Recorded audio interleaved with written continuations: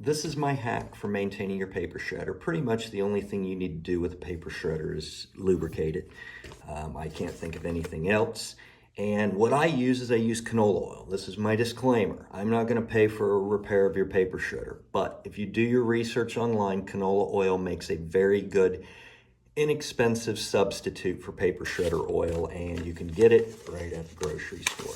So what I do to lubricate it, makes it nice and clean. You don't have to move your paper shredder to an area where you won't get oil. First thing you want to do is you want to turn it off. Now all that junk mail you get, I don't have any junk mail right offhand because I've already shredded it, but you take an envelope. Doesn't matter what size, but preferably you want it to be at least the size of the entrance to your paper shredder so you can get oil over all the blades. Now, when it's a little too big, like I said, junk mail it's a good place to use your envelopes. So what you do is you fold it here. It won't fit, so you make a nice little fold. Just make sure the entrance part goes into the paper shredder. You put your envelope in like that. You take your canola oil, and as I said, I'm not going to pay for your...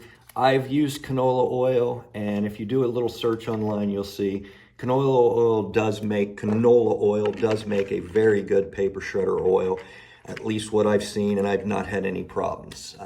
But that's completely up to you. You can do this with paper shredder oil, but it's a little more expensive. And of course, you got to go to an office supply store. You got to order it online.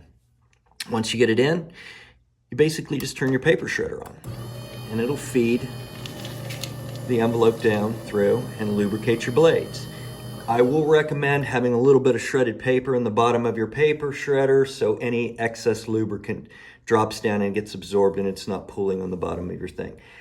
Absolutely, you definitely want to keep your blades lubricated. How often is completely dependent upon how often you use your paper shredder. Hopefully this saves you some time, money, and keeps things clean.